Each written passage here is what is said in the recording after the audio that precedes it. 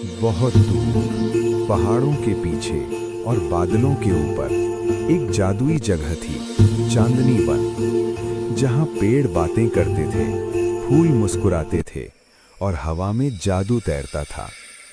इसी वन में रहती थी एक नन्ही परी, आर्या। उसके पंख चांदी जैसे चमकते थे और उसकी आंखों में दया और करुणा भरी थी।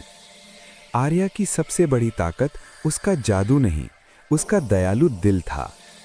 चांदनी वन से परे था यूनिकॉर्न लोक, जहां सफेद घोड़े जैसे यूनिकॉर्न रहते थे। उनका राजा था राजा एल्डोर और उनका बेटा शहजादा वीर। लेकिन एक दिन अंधेरे जादूगर तमोस ने यूनिकॉर्न लोक पर हमला कर दिया।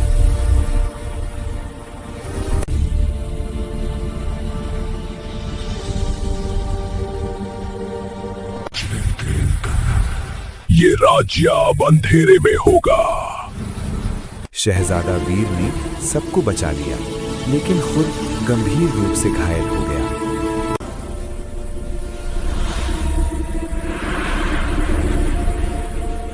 जब तक कोई साफ दिल वाला अपने जादू का बलिदान नहीं देगा, तब तक ये शहजादा पत्थर में बदलता जाएगा।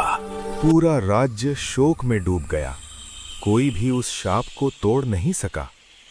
एक रात आर्या जंगल में जड़ी बूटियां खोज रही थी। झाड़ियों के पीछे आर्या ने एक घायल यूनिकॉर्न देखा। कोई है, मेरी मदद करो।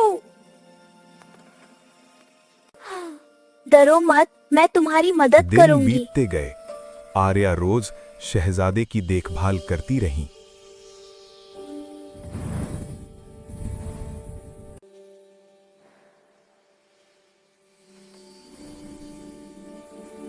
तुम जानती हो मैं कौन हूँ? नहीं, और इससे कोई फर्क भी नहीं पड़ता। पहली बार शहजादे को किसी ने उसके पद से नहीं, उसके दिल से देखा। मेरे शरीर पर श्राप है। आर्या चुप हो गई। उसे पता था शहजादे को बचाने का एक ही तरीका है, लेकिन उसकी कीमत थी उसके अपने पंख, उसका जादू, उसकी पहचान। पूर्णिमा की रात आर्या शहजादे को चांदनी झील के पास लाई। अगर मेरा होना किसी की जिंदगी बचा सकता है तो यही सही।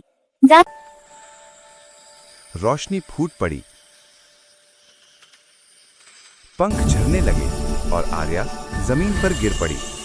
और तभी शहजादा वीर फिर से जीवित हो उठा। शाप टूट चुका था। शहजादा वीर अब इंसान बन चुका था। लेकिन आर्या अब परी नहीं रही, वो एक साधारण लड़की बन गई। तुमने सब कुछ खो दिया है। नहीं, मैंने किसी को बचाया है।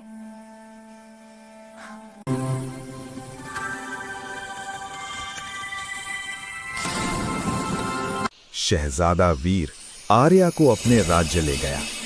राजा एल्डोर ने कहा, आज से ये लड़की यूनिकॉर्न लोक की राजकुमारी है। आर्या ने कहा, मैं रानी नहीं बनना चाहती, बस लोगों की मदद करना चाहती हूँ।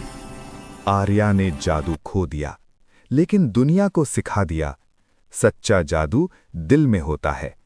प्रेम बलिदान मांगता है और करुणा सबसे बड़ी शक्ति है।